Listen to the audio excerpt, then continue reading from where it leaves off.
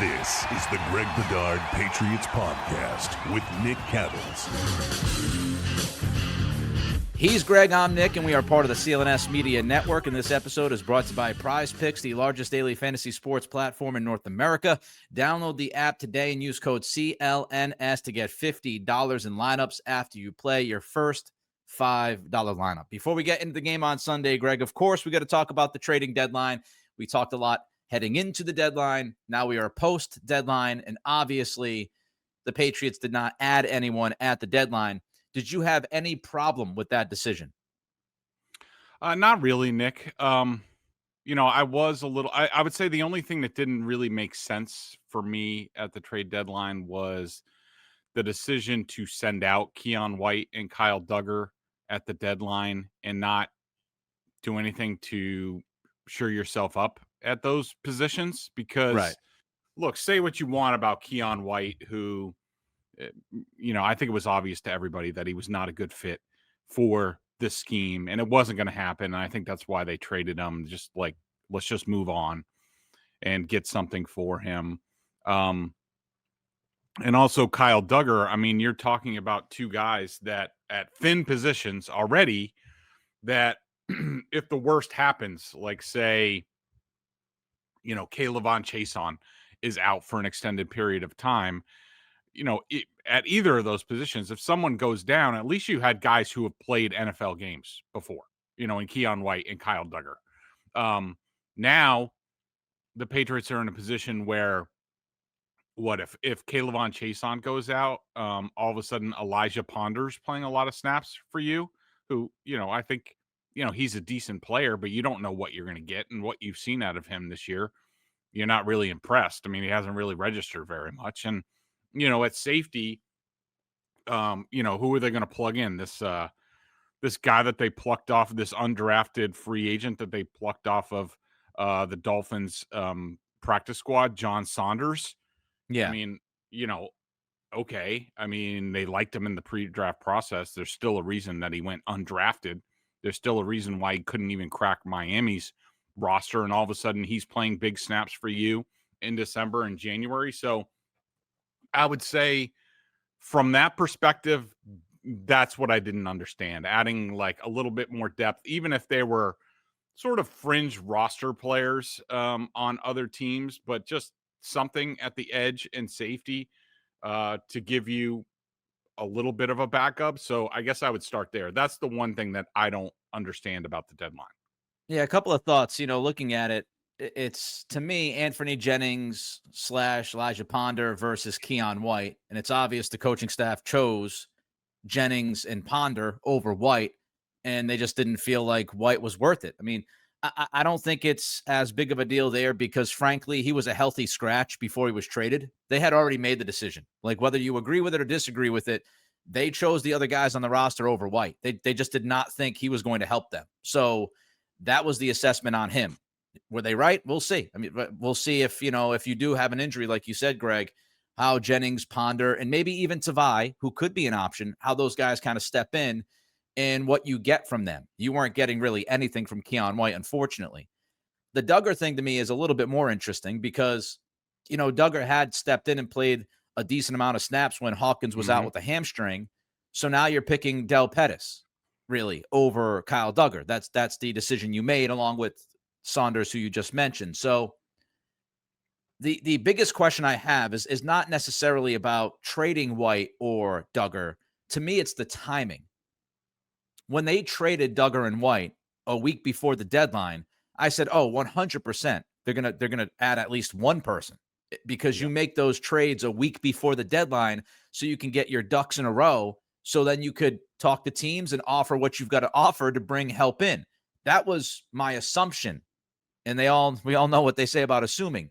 So apparently that was not the case, or they were hoping it was going to be the case, and they were unable to pull the trigger on any deals. So I do wonder if it would have been better for the Patriots, even if they were going to trade Kayshon White and Kyle Duggar, to maybe wait a little longer, give it another week, so you can kind of use the leverage of the deadline to maybe get a little bit more out of the teams that were willing to trade for those guys, because the timing really didn't make much sense at the end of the day because you didn't add anybody. So that's my biggest really second guess is maybe you should have just waited a week to pull the trigger on those guys.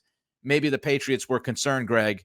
I don't know how you feel, but maybe they were concerned that another team would jump in and, help out the Niners or the Steelers, and that the Patriots felt, hey, we might lose out on getting anything for these guys, so let's just pull the trigger now. But it feels like, the lack of edges that were traded and the lack of safeties that were traded, pretty much none, it might have helped the Patriots to hang on another week to get more.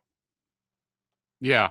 Yeah, I could definitely see that. I do also think, from listening to Mike Vrabel and sort of, what they're about with this team, certainly with Kayshon White, I'm not sure about Kyle Duggar because he's always been sort of quiet and he's going to do what they do, but he's going to, do his job in a professional manner. But I do wonder if those guys, with their their roles being decreased this year and, really no light at the end of the tunnel for them working their way into a major role on this team, were they becoming a little disgruntled behind the scenes? But really, when we talk about the trade deadline, I don't disagree with what the Patriots did overall. For the biggest reason is these guys came in with a plan and they looked at this roster, and I did a chart. I went through, sort of the contenders, the better teams in the AFC, some of the teams that, went for, big deals, like the Colts. And I also included the Commanders because I think the parallels between the Commanders a year ago and the Patriots now are pretty apt. But, when I went through all the rosters, as of, basically opening day, and I excluded rookies because, with rookies, you just, it's hard to judge whether like they're really good or are they just playing because the team doesn't have anybody else. But Right. what the Patriots are looking at in terms of where they are as a program is, and I laid it out in this chart where I looked at homegrown starters on offense and defense as of September 1st. And, a lot of the teams like, the Ravens have 18, the Colts have 17, the Chiefs and the Chargers have 16, the Bills have 15, the Jaguars even have 14. The Broncos start to get a little iffy. They're at 12. But you look at the Patriots and they have 7 homegrown starters on their team. The Commanders have 6. And the Commanders are even a worse predicament because they have the oldest roster by far in the NFL. And I think you're seeing some of that come to fruition this year. And I could tell you, this is after I wrote this column, but from talking to some people in the building, after I wrote what I wrote the other day, and people could check it out because a lot of it I left for free out there for people to look, is I got a lot of positive reaction from inside the building. And what I was told was the Commanders example is something that they have talked about in the building, because if you remember, the Commanders were here for a joint practice this summer. And that was, as far as the summer goes, that was probably the high watermark for the Patriots. I mean, their offense ripped through the Commanders defense in that joint practice. And, what I saw was I came out of it saying, man, that team is old. That team is not good on defense. I don't care what Jaden Daniels does, and some of the guys they have on offense.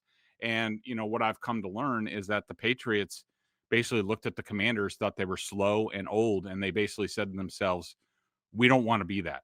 And I think it's not a total comparison, but I do think, the Commanders were in the same position that the Patriots were last year, where they had brought in a bunch of veterans that they knew to bring up the bottom of the roster. They had a young quarterback that if he hits, which he did, all of a sudden they're overachieving and they're in the NFC Championship game. And they decided to, quote unquote, go for it at the deadline. They traded for Marshawn Lattimore. They traded like 3 picks for him, including a 3rd and a 4th. And Lattimore was a disaster towards the end of last season. He's part of the reason why they lost the NFC Championship game. He has not been any better this year. He's out for the year with the ACL. They decided to double down on sort of going for it this offseason, trading for Laramie Tunsil, trading for Deebo Samuel. And, now they tried to do it. Basically, they were left with very few draft picks in this past draft, even though picking 11 guys who they got a lot of contributions last year for their rookie class. They were part of the reason why they were able to go to the NFC Championship game. They had 5 draft picks this past year, not getting a whole lot out of that rookie class.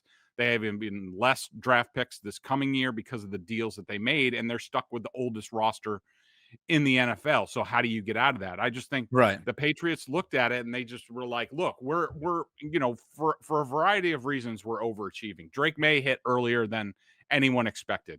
We've had ridiculous injury luck to this point in time, and the schedule works out. But decision makers have to be honest, Nick. They can't be swayed by what's going on with other teams and taking advantage of good luck and a good roster, and they're not looking ahead to 2026. They just have to get the roster better. And they made a decision that said, we have to get more homegrown starters on this team. And the only way we're going to do that is through the draft, and you need more draft picks so your hit rate is higher. And that's what they've decided to do. And, maybe in a year or two, they're at a point where, like the Colts, where 10 of their 11, other than Daniel Jones, they're all homegrown in offense. So they can afford to go and, give 2 first-round picks for a Sauce Gardner when they have all sorts of injuries in the cornerback room. Just the Patriots just aren't there yet. And you need to take all that other stuff out, and the decision makers have to be honest about their roster. And it's obvious They look at it and say, we're not that great, and our success is a victim. It's because of circumstances. It's not because of how good we are. And, I think that's important. I mean, and also you can look at it right now, if you want to take sentimentality out of it, the Patriots are 14th in DVOA. Okay, they're 8th in DVOA in the AFC. At the time that the Commanders made the move for Lattimore, they were 4th in the NFL in DVOA. So, you could make the argument that, okay, maybe we do shore up one of our weaknesses. But I just think the Patriots, I think they would be foolish to certainly use premium draft picks to improve this roster. I think they need to keep all their picks, and they need to just keep building this thing.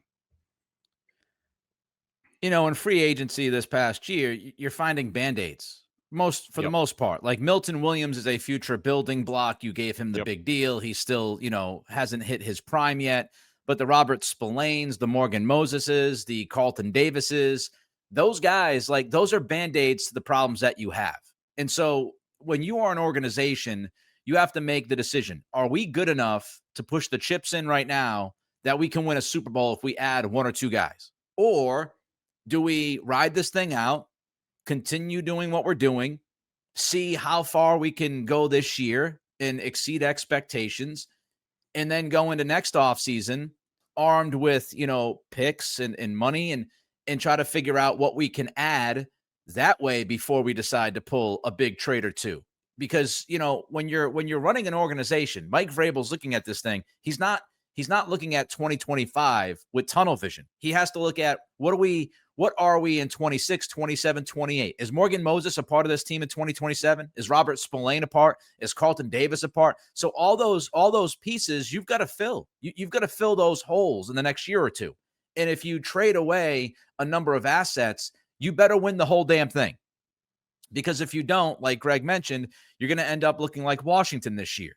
And so that's the evaluation. That's the math, the calculation that the Patriots have to make. I'd also say this, and I mentioned it on Locked On Patriots. Who the hell was available? Honestly, who was available? What was there a guy that was out there that was going to be a game changer?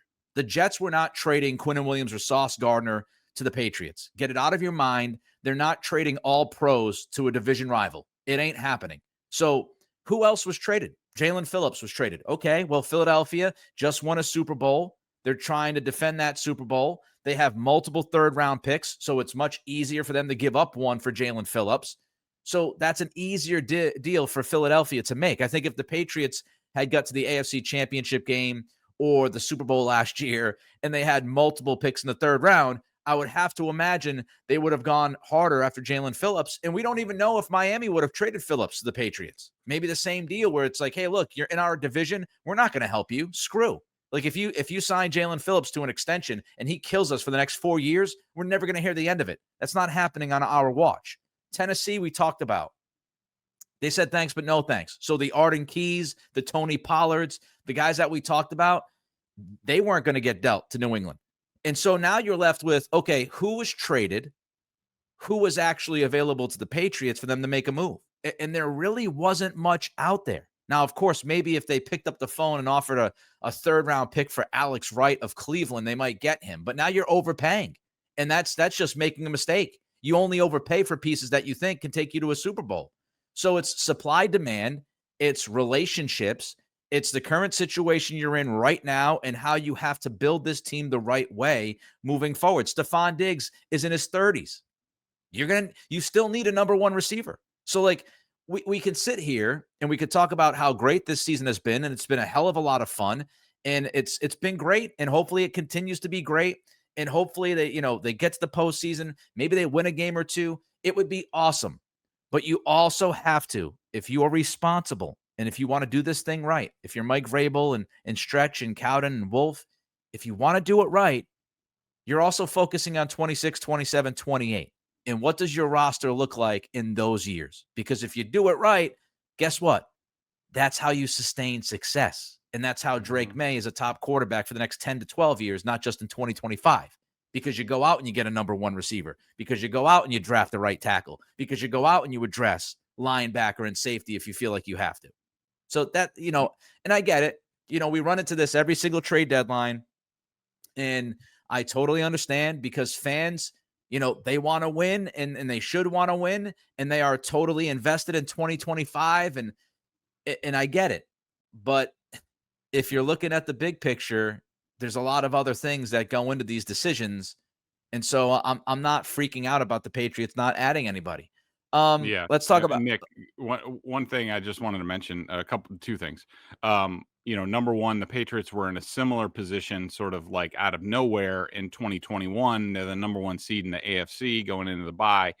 The Patriots did not make a move, at that deadline. And, was that because Belichick looked at the team and said, we're really not that good. We're playing a soft schedule similar to this year. And, are we really a contender? And, we won the win game in Buffalo, but like, are we really better than Buffalo? Or was that just because of the wind was able to help defend Josh Allen? And, what you mentioned, the landscape of the roster, like these guys have to look at it. And there's basically like, there's a meteor coming with this roster. Like you mentioned, a lot of these guys signed, they were Band-Aids for a year or two. So, it would buy you time to start, building up the roster with draft picks, because we know the previous 4 years were just a desert. And that's why they were in the position that they were in. I mean, just this offseason, key guys like Jalen Hawkins, Kayshon, Hooper, and Tonga are all free agents. You would like to sign back a couple of those guys. Are you going to be able to, or are you just going to start the process of, playing younger guys? And in 2027, right now, they only have 28 guys under contract, and you have free agents like Christian Gonzalez, who you have the 5th-year option on if you want, Garrett Bradbury, Michael Wenu, Hunter Henry, Kayshon Boutte, Mac Hollins, Christian Ellis, Demario Douglas, Anthony Jennings, Marte Mapu, Antonio Gibson, Josh Dobbs. Like, all those guys are going to have to be replaced sooner rather than later. And how are you going to do that? If you want to have a sustainable winner, it's got to be through the draft. I mean, just look at Detroit, look at Philadelphia, look at these teams, look at the teams that are building it correctly. Detroit hit on so many draft picks, and now they've paid almost $1 billion to extend those guys. But the Amon-Ra St. Browns and the Sam Laportas and the Jahmyr Gibbses and the Jameson Williams somewhat with him. And you look at the Aiden Hutchinsons, like that's what you do. Like if you draft well, you hit on those picks, you develop those guys so they're even better, and then you keep them by extending them. And that's And that's the model. And so unless you feel like you're one player away, if you're the Patriots, and I don't think any of us feel that way. I mean, as happy as we can be about watching this team, for the fans and all of that, and they're obviously ahead of schedule, including May.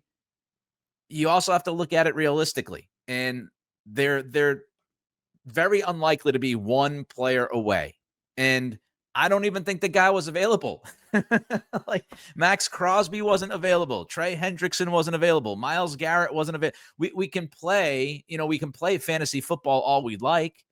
I mean, if you fast forward to the deadline and Micah Parsons is available, maybe the Patriots pull a deal for Micah Parsons. Maybe that's the type of guy where they say he's in his mid-20s. We give him an extension. He's part of this timeline. He's an absolute stud on the end. That, if Jerry Jones held on to him, then maybe we would have a question, with that in a conversation. But just didn't happen. It just the guys that are truly really, really good impact players were moved within your division. And I just don't think it's going to happen. All right, we got more left to talk about. Yep, go ahead. One more thing before we take a break, because I want to get your input on this, and I'm having a tough time finding a comparison for it. But what do you think about this argument? And you hear it all the time from talk show radio hosts and TV hosts and also callers. But there's this they're saying now, because the AFC quote unquote is wide open because Burrow's hurt and the Ravens are because they had Lamar's injury, all of a sudden this year the AFC's wide open and it might not be next year. That means that they should go for it even more. I don't even understand that argument, because what you're going to get lucky this year and you're going to be like the Vince Ferragamo Rams and make the Super Bowl because circumstances led you to be better than you really are. You're still going to have to compete with Mahomes, Josh Allen, Joe Burrow, the Ravens for how many years. And if you want to do that in the future, not just take advantage of 1 year, let's slide in because those guys are hurt. You still have to build a contender to compete with those teams year in and year out. And it's not about 1 year taking advantage. You need to build it up. You're going to have to compete with all these teams going forward. And the only way you do that is to build up the depth of your roster from the ground up. And you need to compete with those teams. It's not about just having a great quarterback, which it looks like the Patriots have. To beat those teams, you're going to have the better team.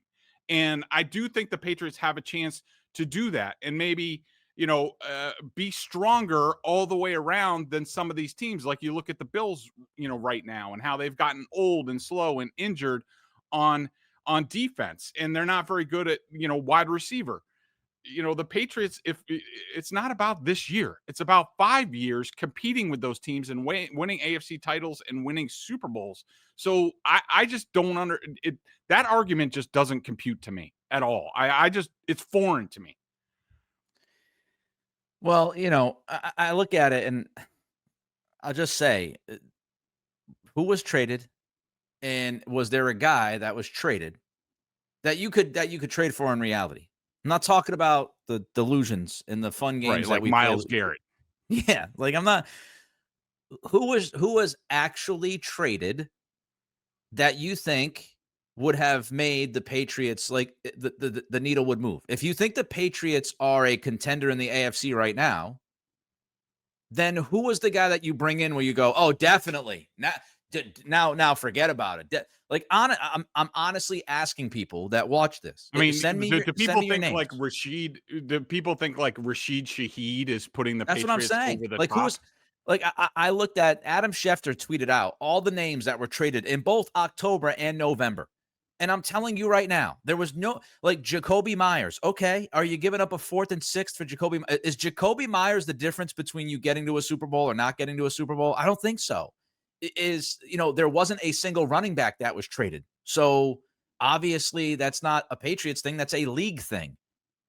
All the defensive ends that we talked about, the only guy that was traded that's an impact player is Jalen Phillips, and we went through that already. So, Who's the dude? Who's the white whale that you were going to acquire at the deadline that you walk away and go, oh my God, we're going to win the whole damn thing now. Like we just changed the trajectory of the, like if you're a contender now, then I think you're still a contender. And I don't think there was anybody that was available unless you wanted to go absolutely hogwire and be like, okay, you know what? We're going to call Philly and offer like a first round pick and then some for AJ Brown. Like, okay, so maybe you could overpay ridiculously for somebody. But that goes into the conversation that Greg talks about and I've talked about, which is, yeah, if you overpay for somebody, you best win.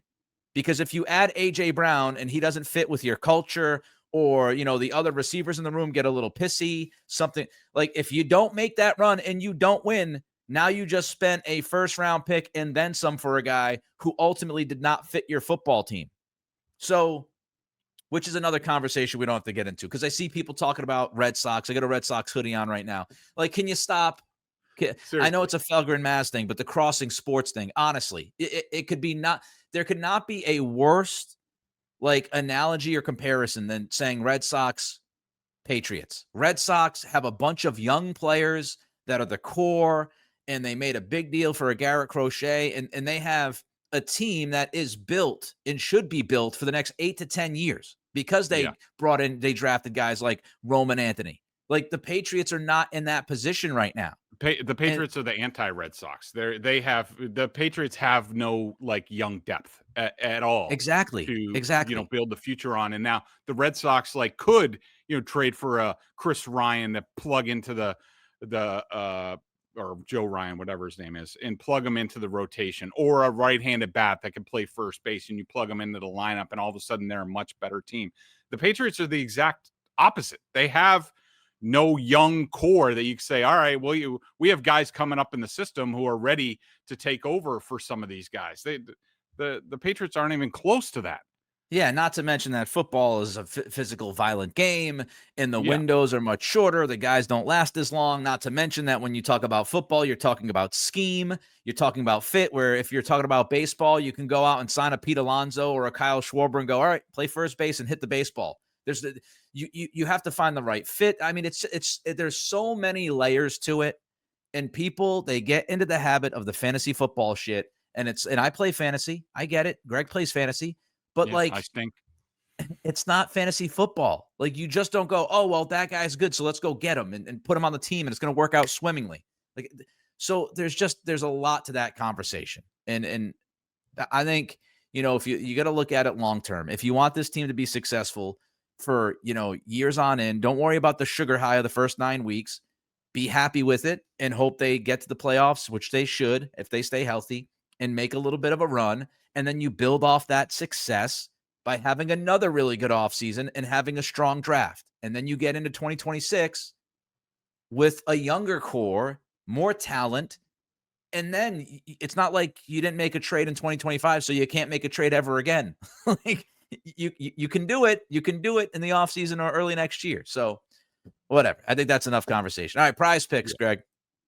You and I make decisions every day, but on Prizepicks, being right can get you paid. Don't miss any of the excitement this football season on Prizepicks, where it's good to be right. I love the app. It's fast. I sit there on my couch watching the Thursday night game, get my picks in, and then I have a blast watching the game. Prizepicks is simple to play. You just pick more or less on at least 2 player stats. If you get your picks right, you could cash in.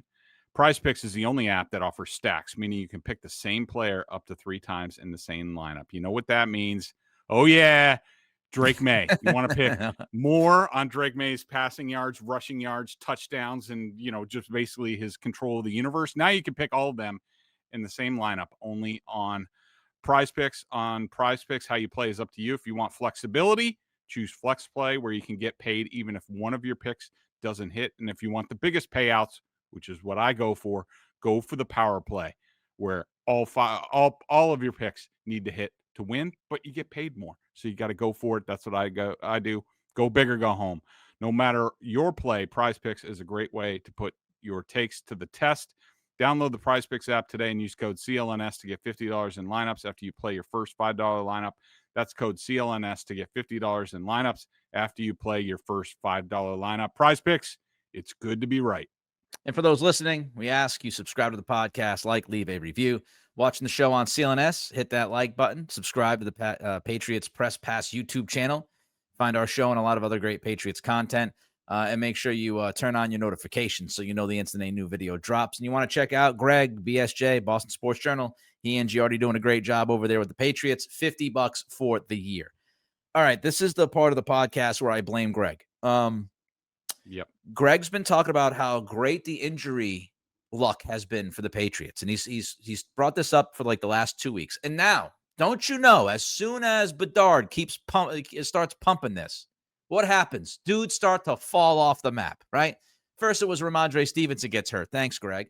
Then it was Kayshon, Boutte, and Christian Ellis on Sunday. Thanks, Greg. And now we find out that Garrett Bradbury is not practicing on Wednesday. I say again, thank you, Greg. What are you hearing about these guys? Concern about all of them being out? Was Bradbury arresting on Wednesday? What's going on? Cry me a river about your quote-unquote injury issues. Let's just compare that to the Bucs. You jinxed them, Bedard. Yeah, let's just compare this to the Bucs, who have lost Jalen McMillan, Mike Evans, Luke Gedeke, who might be back this week, maybe, Kalijah Cansey, Cody Mock. We're talking about like really good like starters. The Patriots get a couple guys dinged for a week or two, and it's, cry me a river. I haven't heard a whole lot. I would think that we'll see today. This is Thursday. They're about to be practicing, I think, pretty soon. I would expect Garrett Bradbury to be back today. I would think that yesterday was, maybe he has a hip thing, but it's more a veteran rest that, like, we've seen Morgan Moses get, and Harold Landry, and, Christian Barmore. I'm not overly worried about it. Kayshon, Boutte, Mr. Discord. I don't know. I would guess he would probably be out this week. I know he had some hope of playing this week, but I don't know. I think the smart thing would probably be to put him down for this one and the Thursday night game. Maybe if he's better than they think, he could be back for Thursday night, with the long layoff after that game to recuperate. But yeah, I mean, I'm not overly concerned about the Patriots, injury situation, because they have been and continue to be lucky as hell in that regard. There he goes again. If something happens this weekend, you know where to find Greg. You can send him a comment, little chat at BSJ. You can find him on Twitter/X. He's there as well. If anything happens this Sunday, injury-wise, we all know who to blame. You did mention the Bucs. And in fairness, I will say, look, this Buccaneers offense is not the Buccaneers offense from like a month ago. Chris Godwin, unlikely to play. Bucky Irving, unlikely to play. Those guys aren't even, they just started to run. They're not really cutting yet, according to Todd Bowles. So I don't think either guy plays. Gedeke, as you mentioned, who is their starting right tackle usually. Now they got Charlie Heck starting there. I would think he's unlikely to play with what Bowles talked about. He mentioned like he hasn't really gotten into pads. He's not doing too much.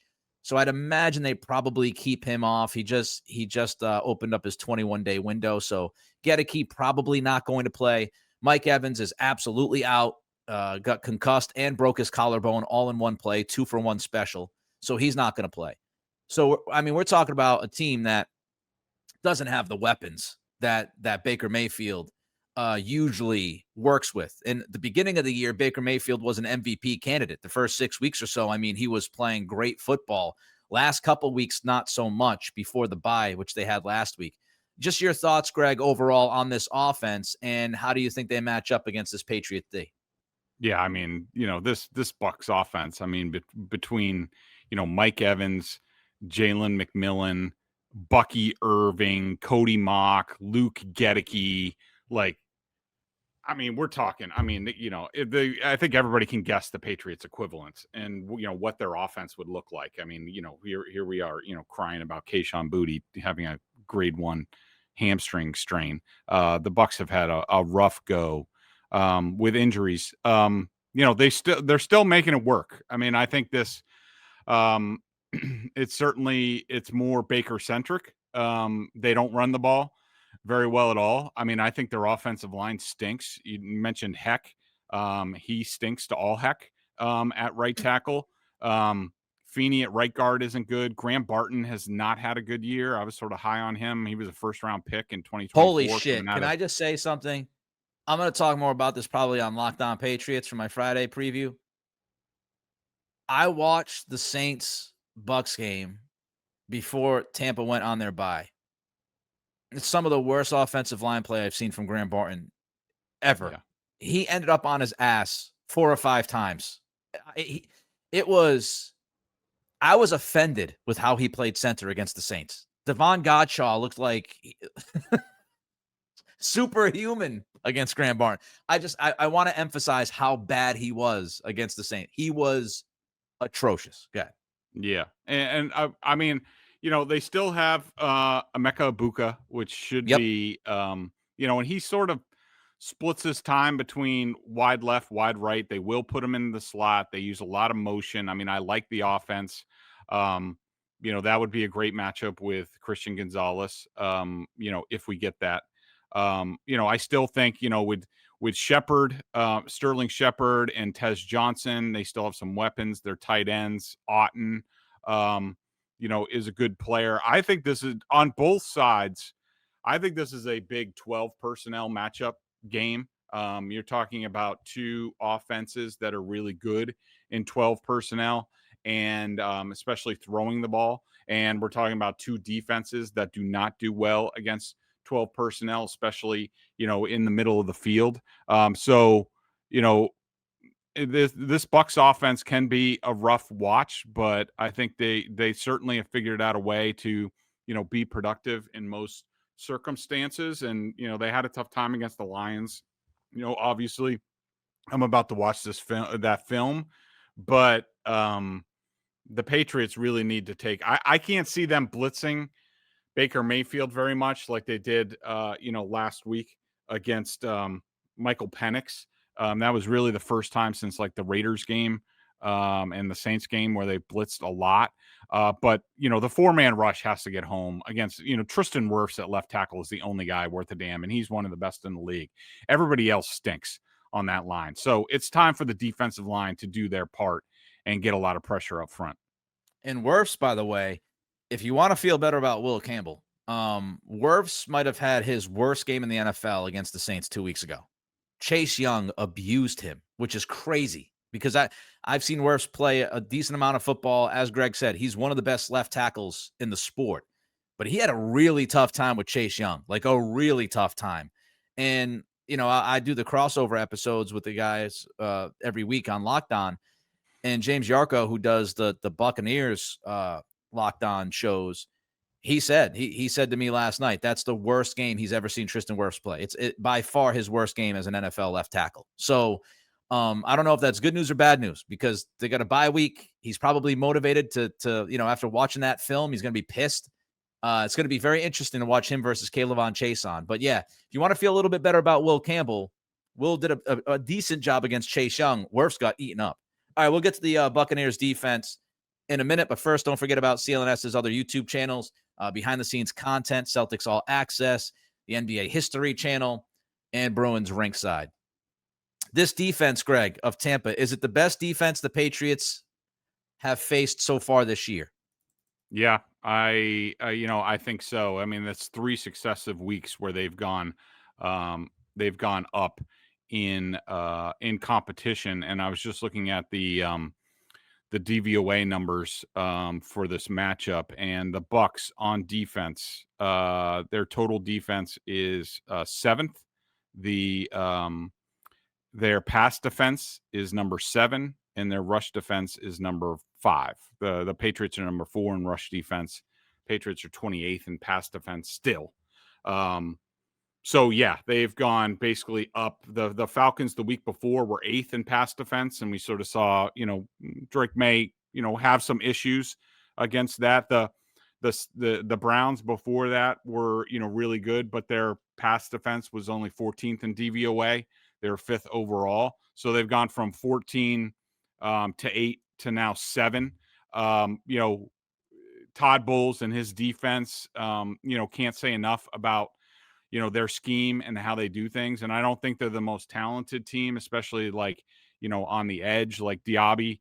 Yaya Diaby is probably their best edge rusher over left tackle. Like I said, I think if I'm the Patriots, this is a 12 personnel game. This is a 21 personnel game, running out of heavier sets to get more linebackers on the field. Levante David, of course, is a big name, but he's also older. I don't think their linebackers are very good in coverage at all. The middle of the field is open. The Patriots are a good middle of the field passing offense. Jamel Dean at right cornerback is one of the best in the league. In fact, PFF has him rated as the number 1 cornerback in the league. Their safeties are pretty good. But the biggest challenge, and, it's good that Drake Maye's had, especially coming off the Falcons game. I think, the Falcons and how they bring creative blitzes, like Todd Bowles is the same way. And he's on another level where in terms of, they show one thing pre-snap, who's coming, who's not coming, and then they drop into something completely different. So it's very, tough on a quarterback. But I think we talked about this in the wake of some of Drake Maye's quote unquote struggles against the Falcons is I think, he really needs to get back to, I was just looking at some of the advanced stats, like, their passing game is like one of the worst in the leagues in terms of percentages of throwing short. But they're good at it, and I know they're good at intermediate. And I know Drake Maye is good at the deep ball, but if they could get the percentages up, just balance them out a little bit more. I think I think the Falcons game gives Josh McDaniels the firepower to be like Drake, a hard reset where it's like, hey, 1, 2, you don't have anything, get to your check down. 1, 2, just get down to your check down. Be a little bit more efficient in the short passing game, which could even open up things a little bit further down the field later in the game. He's just the decision-making has to be quicker and it has to be better against this defense of the Bucs. Couple questions for you. Boutte, if he misses the game, what do you think the Patriots do to replace him? I know in this past game, they went with Kyle Williams more. I was surprised to learn, doing all my numbers from the game that, Demario Douglas had 16 snaps and Kyle Williams had 31. That must have been the most invisible 31 snaps I've ever seen. Obviously, I thought he got open a couple times. I thought Kyle Williams got open a few times. I think you're a little too harsh on Kyle Williams. A little too harsh. Yeah, I know. I mean, his game is coming, sort of like Travion Henderson. I don't think he's a lost cause, even though I'm almost there. Especially with that 3-step drop running the wrong route. Like that didn't seem very hard, and he messed that up.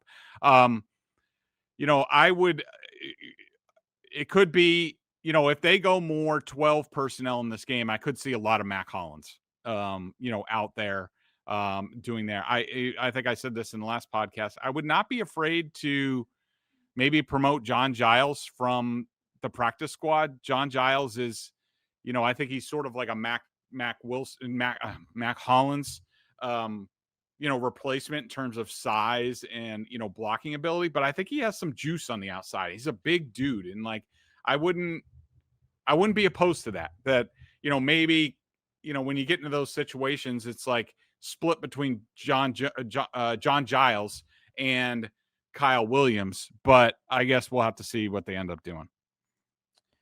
One more question. If Garrett Bradbury doesn't play, let's say it's not just a rest thing, who plays center? I find this kind of fascinating. It would be Ben Brown, you'd think, right? Yeah. I think it would be Ben Brown, and I would be just fine with that. I think he is an upper level backup. I think he's a borderline starter. He's certainly very good in pass protection. Doesn't do a whole lot in the running game, but he'll have a big matchup with Vita Vea, who is, one of the best nose tackles in the game. He's why the Bucs are so tough to run against. I mean, I love Vita Vea, but I have a lot of confidence if Bradbury is down and Ben Brown's got to be in there, I have a lot of confidence that they'll they'll continue on doing what they're doing. All right, last one for you before we get to the pick. What do you need to see from Drake Maye to feel good about him coming out of Sunday? What's reasonable expectations against this defense? You know, I just want him to play a little bit more efficiently. I want him to, you know, I want him to take less hits, take less sacks. You know, if you know, hit the checkdowns a little bit more, just keep the chains moving. That's really the improvement that I'm looking to see from Drake Maye this week off of last week, and sort of like, this can't be another game where they're taking 6 sacks. And that's not just an offensive line stat. It's also a quarterback stat. And it has been, you know, for the Patriots. And so, you know, I don't need the big gaudy numbers. You know, I don't need all, you know, they'll take their deep shots at times. But, you know, really, I want to see him distributing the ball, just, you know, playing a little bit more like Tom Brady, you know, in the pocket, you know, the horizontal game, and take your chances, pick your spots in the deep ball game. He's got to be cognizant against this defense in that stadium, which is tough to play in. I think he just get to the check down quicker. And that's what I would like to see this week. All right. Before we get to the pick, I remind you, Prizepicks, download the app today. Use code CLNS to get $50 in lineups after you play your first $5 lineup. I give my pick on Locked On Patriots on the Friday episode. You can check it out if you are interested. Greg, of course, will give his pick right here. He is 6-3 straight up, 7-2 against the spread. There might be some shenanigans going on against the spread. Yep. I'm going to talk to Greg about this away from the pod, unless he wants to address it right now. I'll address it right now. This is I'm definitely playing with the numbers here, because I've decided to draw a line, because it fits my argument that on the podcast last week, for people who just listened to the podcast, my pick was in fact correct. My pick for BSJ was not correct in terms of the spread, because I wussed out. On the podcast, I was correct where I said I thought the point spread was too much. Of course, it shouldn't have been. They should have won going away if Drake Maye didn't turn the ball over twice with 2-score leads and looking for more. So, yeah, this is my podcast record. It is not my, in fact, correct record. But, so just saying that straight out, the Bucs are favored by 2.5. The over-under is 48.5. Man, this is a tough one. You know, I was hoping the Bucs would be a little bit more full strength coming off the bye. I know there's a lot of Patriots fans, like I heard from somebody on Twitter who's like, "Oh, this is good news. Bucky Irving's not practicing." And like, I don't know, part of me, like, you know, I want to see the Patriots go up against some of these teams at like full strength, and like, I want to see a battle, good on good. I'm gonna pick the Bucs. This ride has to come to an end at some point in time. I don't know if I have any as of this time before I watch more film, because I was sick all day yesterday, sick as a dog. So I'm a little bit behind. So I have not watched any Bucs film, which I will after this and tomorrow. I don't have any great football basis for picking the Bucs in this game. I'm going more with gut, sort of like they've won 6 in a row. Is it going to be 7 in a row? This is not going to make any sense to anybody, but I've been to many games in that stadium, and all I have to say is they are effing weird.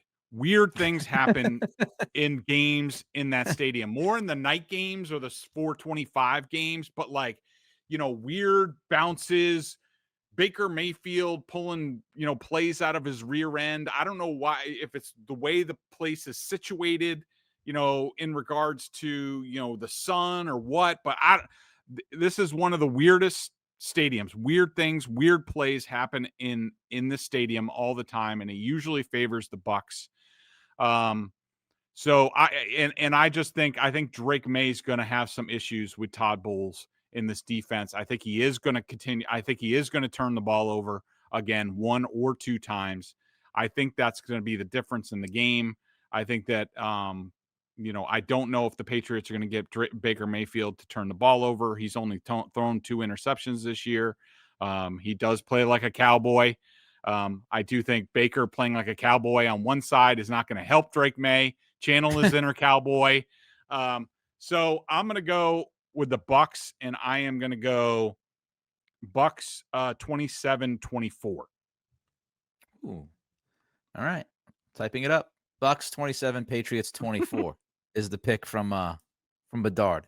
Now you can decide this, folks, if you're watching this or listening to this, which you obviously are if you're listening or watching. Whether or not Greg would have taken his BSJ prediction against the Falcons if Drake Maye didn't fumble the ball before the half and the Patriots won by 8 to 10 points, would he have said, well, I know I said I was going to be close on the podcast, but after further thought and review and evaluation, I went on BSJ and said they win by 10, and gosh darn it, they won by 10. You can decide that. I'm not going to say anything. Innocent bystander. We know where Greg stands. You decide it. Have a great weekend. Hopefully we have a really good game on Sunday. We will be back on Tuesday, I believe, for the live stream at 12:15. Till then, be well. Bye-bye.